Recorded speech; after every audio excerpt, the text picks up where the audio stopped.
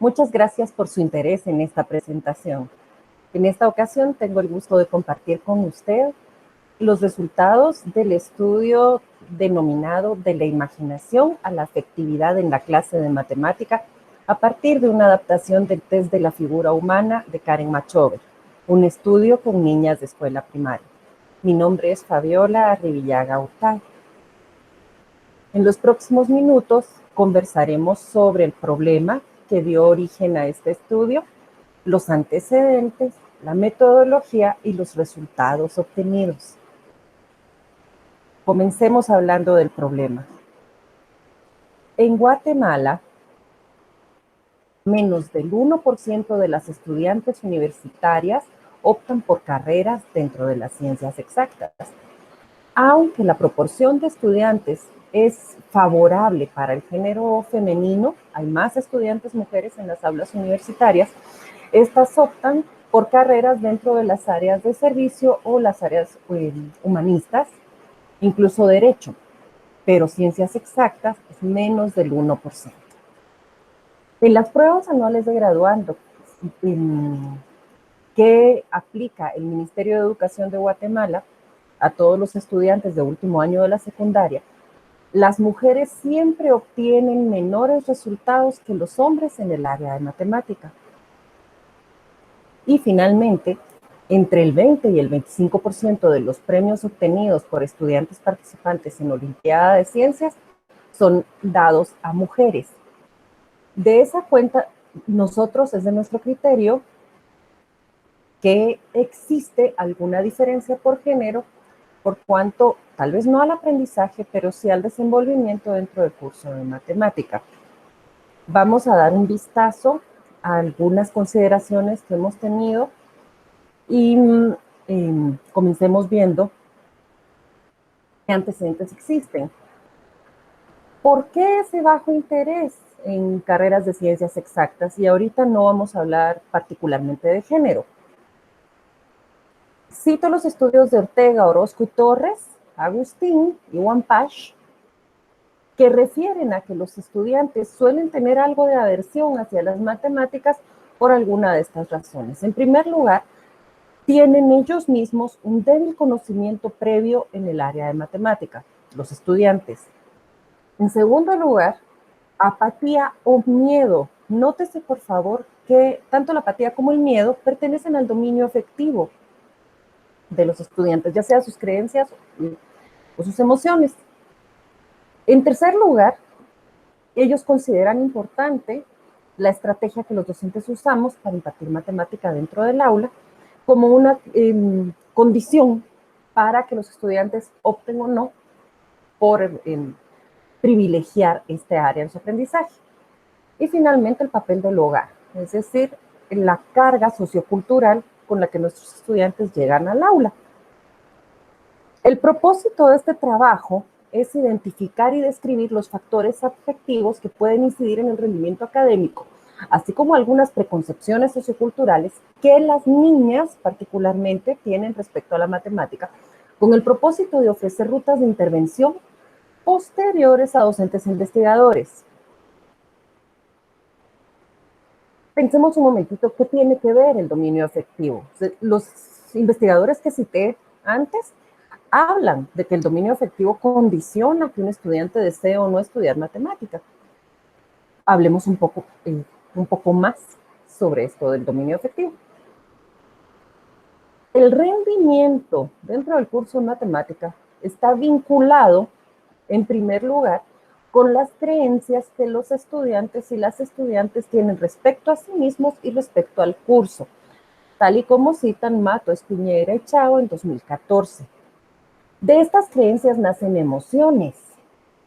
Por ejemplo, la emoción del orgullo por rendir en matemática o la emoción de aprender matemática, o por su lado, la vergüenza, el temor, la angustia, la ansiedad, vista como una emoción, y de esto hablan Pecrún y su equipo en el 2017.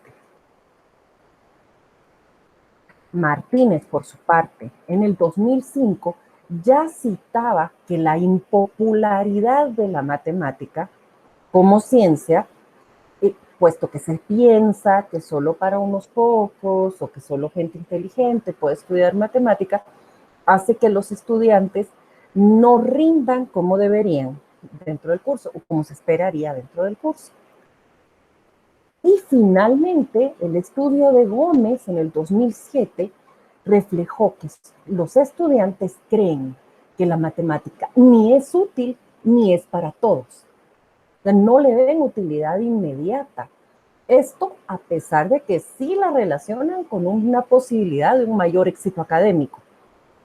Sin embargo, creen que no es para todos, que es una ciencia destinada solo a personas con aventajada inteligencia. ¿La matemática es masculina o es femenina? ¿O es neutra? Si pensamos como ciencia, podríamos nosotros decir, no, es una ciencia neutra. Sin embargo, recordemos que nuestros estudiantes llegan al aula con cierto prejuicio que traen desde casa. Así como piensan que la matemática es una ciencia difícil, puede ser que le asignen un género. A esto es a lo que yo he denominado la carga sociocultural.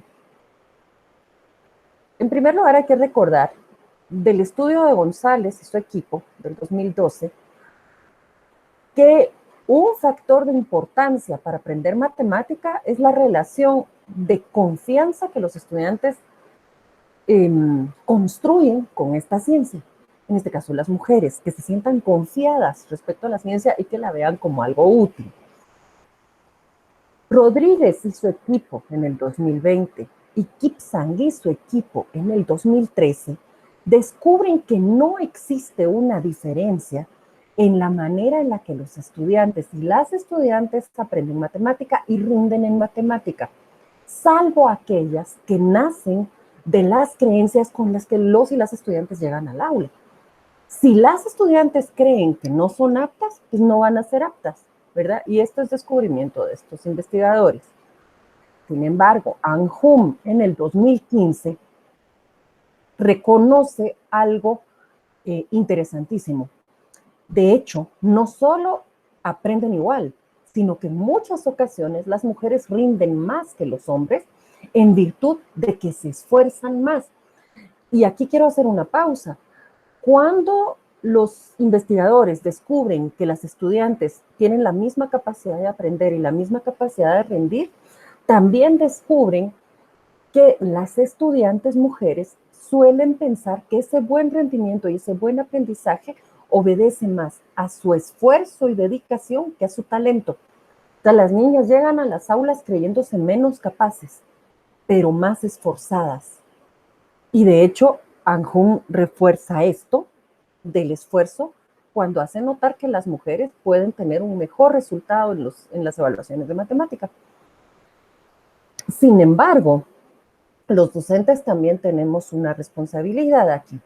Darragh en el 2015 y Ramtó en el 2014 hacen ver cómo los docentes y las docentes reforzamos todas esas creencias de inferioridad con las que las niñas llegan al aula, haciéndonos notar a las estudiantes mujeres que lo nuestro es el trabajo estético, que lo nuestro es poner bonito, que nosotros necesitamos un poco más de apoyo, mientras que privilegiamos a los estudiantes hombres con retos más altos, con la batuta en los equipos de trabajo, etc. ¿Podemos en realidad decir que las niñas aprenden menos? Hutchinson, Lyons y Ansari expresan tajantemente que en lo único en lo que hay diferencia entre niños y niñas es en los sistemas de creencias, no en las habilidades para aprender matemática.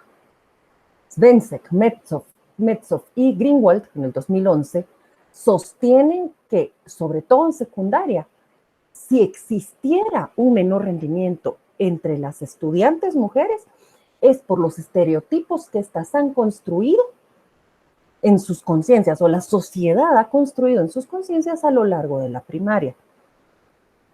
Mientras que Rodríguez en el 2011 descubrió otra cosa. No solo traen una carga, sino que además prefieren no ser notadas en el aula de matemática. Aunque, como veremos más adelante, las niñas quisieran tener retos, prefieren no tenerlos y mantenerse en la sombra. ¿En qué consistió este estudio? La metodología de este estudio fue, primera, se trata de un estudio descriptivo, cualitativo. Participaron 11 niñas entre 8 y 11 años, divididas en 2 grupos por edad y por grado. El primer grupo eran niñas de tercero primaria de 8 y 9 años y el segundo grupo niñas de quinto primaria entre 10 y 11 años.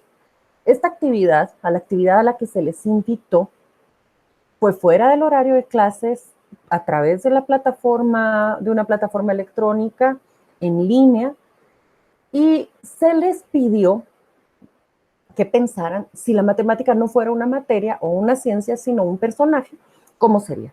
Y se trató de dibujar. Ellas tenían que dibujar a la matemática como un personaje, en la forma de un personaje. Para el análisis de sus dibujos, se hizo una adaptación del test de la figura humana de Karen Machover, y para observar cualquier factor sociocultural, la investigadora, en este caso su servidora, realicé una observación participante y entrevista en grupo, casi como un grupo focal. Primero vamos a hablar de la conversación. Ven ustedes un dibujo de los producidos por las niñas participantes. Dentro de los hallazgos sociales que surgieron de la conversación con las estudiantes, con las niñas, 8 dibujos de 11, los personajes que representaban a la matemática eran masculinos. De la conversación se estableció que los personajes tenían éxito económico, tenían poder adquisitivo. Esto lo descubrimos cuando les preguntábamos qué les gusta comer, qué les gusta hacer, etcétera, y casi todos los personajes comían fuera, comían en restaurante. Lo vinculan también con posición social, en el entendido de que estas niñas estudian en un colegio privado de gama media alta en la ciudad de Quetzaltenango, que es en donde yo vivo, y su personaje hace el mismo tipo de actividad que ellas, entonces se encuentra bien ubicado socioeconómicamente.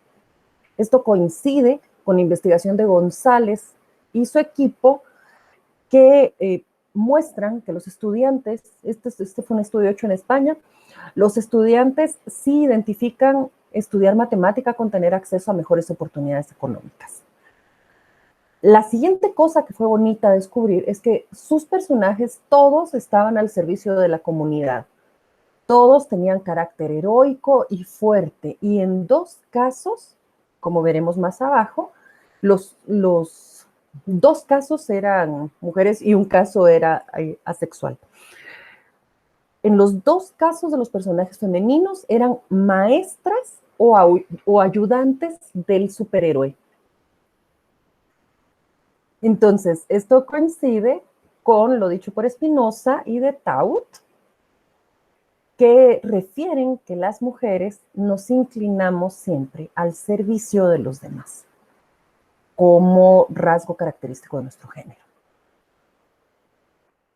Ahora, cuando se analiza el test de la figura humana, se realiza una tabla para observar ciertos rasgos. Por ejemplo, la cabeza grande representa poder, los ojos sin pupilas son aislamiento, las manos empuñadas es rechazo, el hecho de no tener un piso es inseguridad, etc.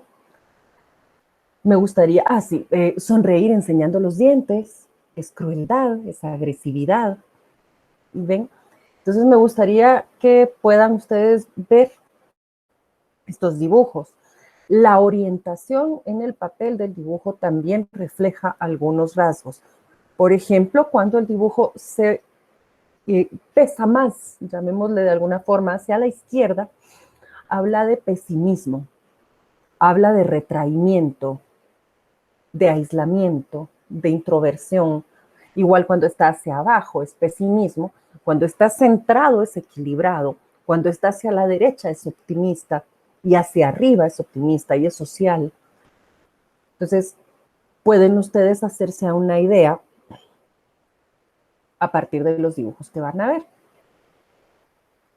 Sobre el test de la figura humana de Machover, nos basamos en un material de Portuondo del 97 que ya da alguna explicación para poder interpretar los dibujos de una forma más precisa. La validez del uso de este test ha sido reportada por Sánchez de Gallardo y Pirela de Faria en el 2012 y por Vélez y su equipo en el 2011. Así que lo consideramos como un test confiable para lo que pretendíamos hacer. Además, este estudio contó con el apoyo de una institución universitaria local de la ciudad de Quetzaltenango que nos ofreció asistencia para la interpretación. ¿Qué rasgos observamos? En la mayor parte de dibujos observamos puños cerrados. Esto representa rebeldía y rechazo. El rostro oscuro, los ojos cerrados, las manos imprecisas, rasgos incompletos o manos incompletas, representaba desconfianza, aislamiento y soledad. La omisión de rasgos en el rostro, enseñar los dientes, ojos oscuros, ojos pintados por completo, era hostilidad. El hecho, lo que ya les mencionaba hace un momentito, el hecho de que no estuvieran parados los personajes sobre un suelo es inseguridad. Y la ubicación en la hoja, si es izquierda y abajo, es introversión o pesimismo, si es hacia arriba es optimismo y si es hacia la derecha es social. Lo que encontramos nosotros en este estudio fue que la matemática a las niñas participantes les parece hostil. Sienten rechazo y rebeldía hacia esta ciencia. En la ciencia se sienten cohibidas y aisladas, prefieren mantener un perfil bajo, son introvertidas dentro de la clase, y esto coincide con los estudios que ya les había referido. Debo decir que tienen maestros diferentes, o sea, no es el mismo docente quien imparte a tercero primaria y a quinto primaria en la institución en la que se hizo el estudio. Conclusiones de mi estudio. La matemática es considerada como masculina y está vinculada con poder, fuerza y éxito económico. Las niñas se sienten inseguras, temerosas, solas y prefieren mantener un perfil bajo en el curso. Sin embargo, también reconocen que la matemática es una ciencia de servicio que se interesa por los demás y ellas tienen el deseo de acercarse a ella. Por lo tanto, se puede hacer ciertas recomendaciones. Algunas formas como los maestros podemos trabajar para vencer estas inseguridades no tienen que ver con que asistamos más a las niñas, sino exactamente lo contrario, que se les den a las niñas, a las estudiantes de matemática, las mismas oportunidades de enfrentar problemas que a los niños y del mismo calibre. Siendo esa la sugerencia probablemente más importante. Agradezco mucho su atención y si ustedes quisieran hacer algún comentario o quieren alguna comunicación posterior, mi contacto está a sus órdenes. Muchas gracias. Muchas gracias.